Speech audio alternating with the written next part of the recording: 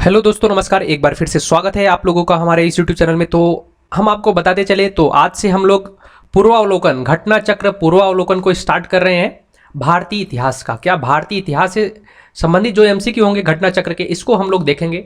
और डेली लगभग 15 क्वेश्चन, ज़्यादा बड़ा हम लोग नहीं करेंगे, 15 क्वेश्चन को करेंगे, यानी कि लगभग 10 से 15 मिनट का ये क्लास रहेगा। इसको आप लोग कर सकते हैं। और आज से हम लोग स्टार्ट कर रहे हैं भारतीय इतिहास को। जब इतिहास को कंप्लीट कर लेंगे तो साथ में पॉलिटी और उसके बाद इकोनॉमिक्स, ज्योग्राफी, ये सारे सब्जेक्ट को हम लोग घटना चक्र के करेंगे।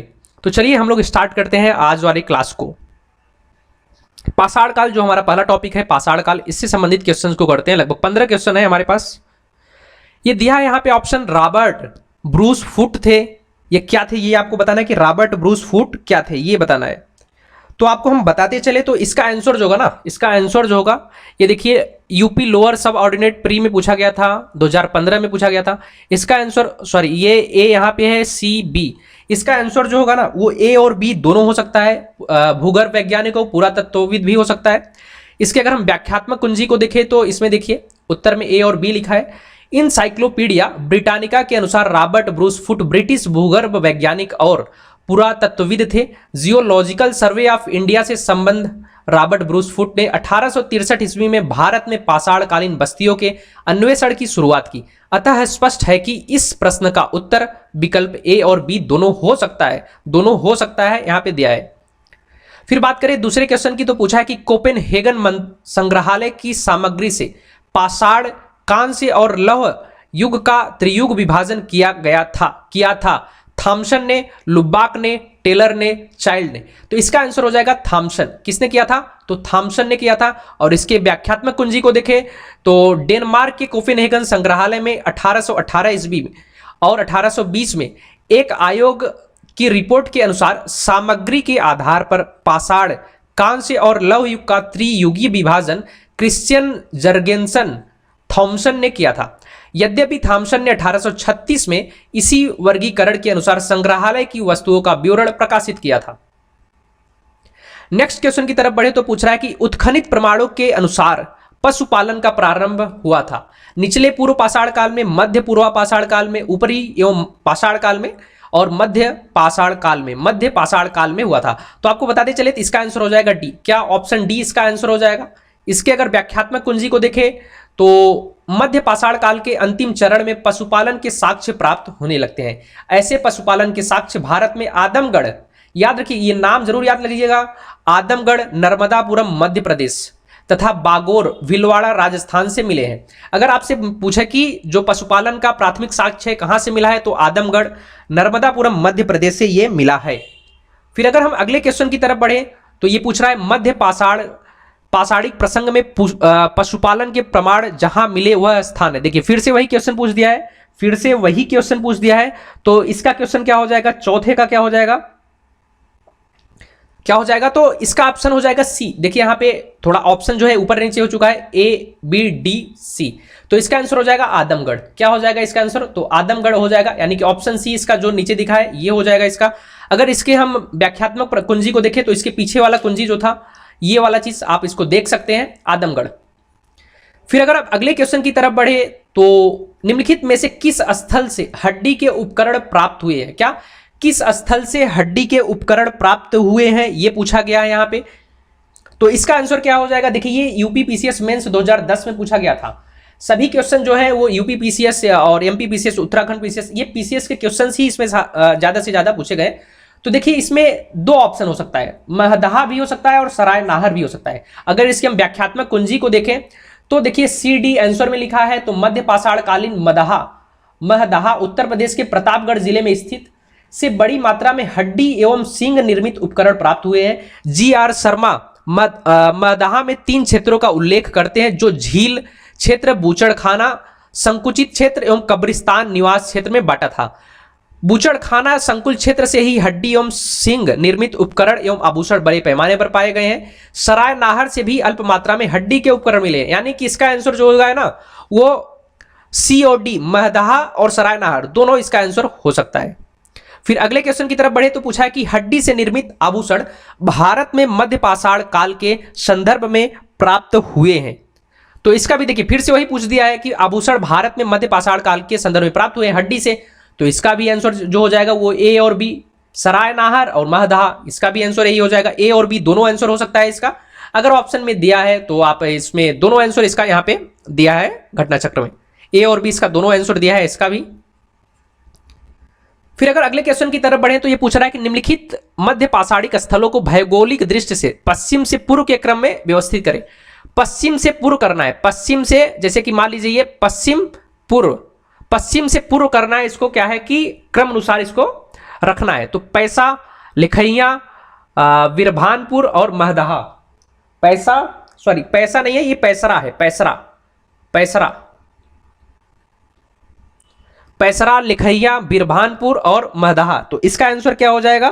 तो इसका आंसर हो जाएगा सी, 4 2 1 3, 4 2 1 3, यानी कि पहले महदहा हो जाएगा, फिर उसके बाद यहां पे आ जाएगा लिखैया, फिर उसके बाद आ जाएगा पैसरा, यानी कि पैसरा ये वाला, फिर बिरभानपुर। ये हो जाएगा इसका पश्चिम से पूर्व का क्रम, 4 2 1 3, 4 2 1 3 इसका आंसर हो जाएगा।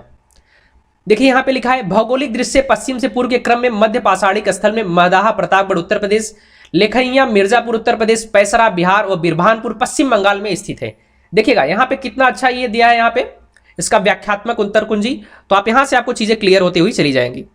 फिर 8वें नंबर का है कि एक ही कब्र से 3 मानव कंकाल कहां से मिले हैं? क्या एक ही कब्र से 3 मानव के कंकाल कहां से मिले हैं, ये पूछा है। यहां भी ऑप्शन ऊपर नीचे हो चुका है, तो ये देखिए कि दमदमा ऑप्शन बी है, ऑप्शन ए है सराय नाहर, ऑप्शन सी है महदहा और ऑप्शन डी है लंघनाज से। तो इसका क्या हो जाएगा आंसर? तो इसका आंसर हो जाएगा दमदमा इसका आंसर हो जाएगा, यानी कि ऑप्शन बी हो जाएगा यहाँ पे। अगर इसके उत्तर यानी व्याख्यात्मक उत्तर कुंजी को देखें तो उत्तर प्रदेश के प्रतापगढ़ जिले में स्थित सराय नाहर, राय, महदहा तथा दमदमा का उत्खनन हुआ है। दमदमा में लगातार 5 वर्षों तक किए गए उत्खनन के फलस्वरूप पश्चिमी तथा मध्यवर्ती क्षेत्रों से कुल मिलाकर 41 मानव समाधान ज्ञात हुए हैं। इन समाधानों में से 5 समाधान युग्म समाधान है और एक समाधान में 3 मानव कंकाल एक साथ मिले हैं, शेष समाधानों में एक कंकाल मिले हैं। ओके, तो इसका क्या आंसर हो जाएगा? तो इसका आंसर हो जाएगा दमदमा इसका आंसर हो जाएगा। अगर नेक्स्ट क्वेश्चन की तरफ बढ़े तो पूछ रहा है खाद्यान्नों की कृषि सर्वप्रथम प्रारंभ हुई थी। खाद्यान्न की प्रारंभ कब हुआ था? तो खाद्यान्नों की कृषि जो है ये प्रारंभ हुआ था नवपाषाण काल से। क्या नवपाषाण काल से खाद्यान्न की बात की जा रही है? देखिए यहां पे उत्तर दिया है खाद्यान्नों का उत्पादन सर्वप्रथम नवपाषाण काल में हुआ। यही वह समय है जब मनुष्य कृषि कर्म से परिचित हुआ, यानी कृषि से परिचित हुआ, यही वह समय है नवपाषाण काल। भारत में मानव का सर्वप्रथम साक्ष्य मिलता है। क्या भारत में मानव का सर्वप्रथम साक्ष्य कहां से मिलता है? तो नर्मदा घाटी। क्या नर्मदा घाटी से मिलता है? ऑप्शन डी इसका सही हो जाएगा। देखिए ये पूछा है उत्तराखंड पीसीएस प्रीलिम्स 2006 में, ये क्वेश्चन पूछा है, डायरेक्ट यही क्वेश्चन पूछा है। ये जो है ना वो पीवाईक्यू ही रहता है, जो घटना चक्र में क्वेश्चन दिए हैं ये पीवाईक्यू है, प्रीवियस ईयर के लोक सेवा आयोग के जो भी क्वेश्चन है, राज्य लोक सेवा आयोग के और लोक सेवा आयोग के दोनों क्वेश्चन यहाँ पे सम्मिलित किए जाते हैं। भारत में मानव का सर्वप्रथम साक्ष्य नर्मदा घाटी में अवस्थित हथनौरा सीहोर मध्य प्रदेश नामक पुरा स्थल से प्राप्त हुआ। इसकी खोज पुरातत्वविद अरुण शोनकिया द्वारा वर्ष 1982 में किया गया था। किसके द्वारा किया गया था? अरुण शोनकिया द्वारा। फिर अगले क्वेश्चन की तरफ बढ़े तो मानव द्वारा सर्वप्रथम प्रयुक्त अनाज था। क्या मानव द्वारा सर्वप्रथम प्रयुक्त अनाज क्या था? तो आपको बताते चले कि मानव द्वारा जो सर्वप्रथम प्रयुक्त अनाज था वो था जौ जो था ये सर्वप्रमुख यानी कि सर्वप्रथम प्रयुक्त अनाज था। अगर इसके व्याख्यात्मक उत्तर कुंजी को देखें तो लिखा है कि आधुनिक मानव समाज द्वारा मुख्य रूप से 8 खाद्य अनाजों का उपभोग किया गया है।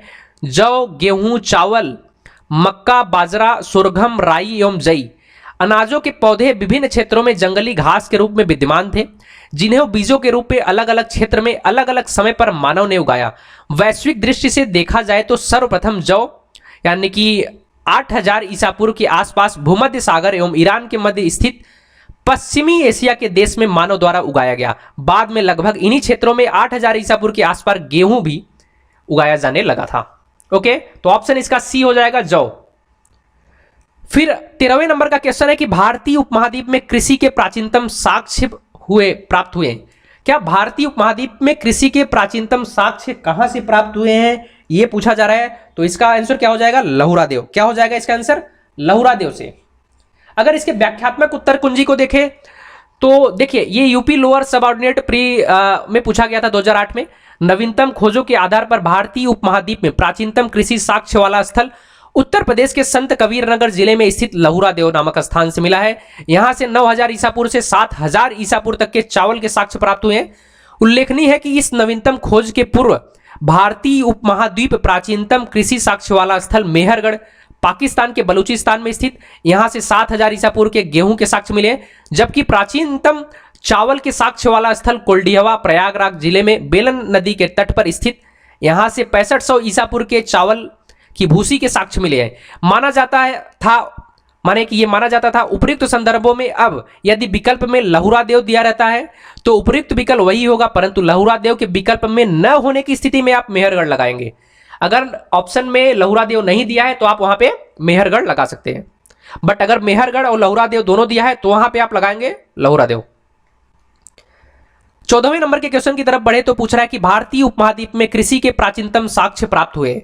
भारतीय उपमहाद्वीप में कृषि के प्राचीनतम साक्ष्य प्राप्त हुए, तो ऑप्शन ए है ब्रह्मगिरी से, दूसरा है कोल्डिवा से, तीसरा है बुर्जहोम से और चौथा है ऑप्शन डी मेहरगढ़ से। देखिए ये भी पूछा है यूपीपीसीएस मेंस 2010 में, यूपीपीसीएस मेंस 2010 में पूछा है, तो इसका आंसर क्या हो जाएगा, तो मेहरगढ़ हो जाएगा। क्या इसमें क्या हो जाएगा, मेहरगढ़। इसका उत्तर कुंजी आपने पहले ही देख लिया है, इसके उपयुक्त प्रश्न की व्याख्या देख सकते हैं इसके पहले वाले का। भारतीय उपमहाद्वीप में कृषि के प्राचीनतम साक्ष्य कहां से मिले हैं, भारतीय उपमहाद्वीप में कृषि के प्राचीनतम साक्ष्य कहां से मिले हैं यह पूछा है इसमें। 15वें नंबर का क्वेश्चन है, 15वें नंबर का क्वेश्चन है। तो क्या हो जाएगा इसका आंसर, इसका आंसर क्या हो जाएगा, तो वही ऑप्शन देखिए थोड़ा सा ऑप्शन ऊपर नीचे हो गया, ए सी बी और डी हो चुका है, तो मैं आपको बताता चलूं तो इसका आंसर हो जाएगा मेहरगढ़। इसका आंसर क्या हो जाएगा, मेहरगढ़, ऑप्शन सी इसका आंसर हो जाएगा। इसके लिए भी आप उत्तर कुंजी पीछे वाला जो 13वें नंबर का क्वेश्चन था उसका उत्तर कुंजी आप लोग देख सकते हैं। तो इस तरीके से आज का ये हमारा 15 क्वेश्चन था। मैं उम्मीद करता हूं कि आपको अच्छे से चीजें समझ में आ गई होंगी। फिर भी अगर किसी भी प्रकार की कोई दिक्कत होती है, आपको कंफ्यूजन है कहीं पे, तो आप कमेंट करके जरूर पूछ सकते हैं। और अगर आपको ये वीडियो अच्छा लगता है तो आप लोग चैनल को सब्सक्राइब करिएगा, लाइक करिएगा और अधिक से अधिक शेयर करिएगा। तो चलिए क्लास को एंड करते हैं, मिलते हैं अगली क्लास में यानी कि कल वाली क्लास में। धन्यवाद सभी का, जय हिंद।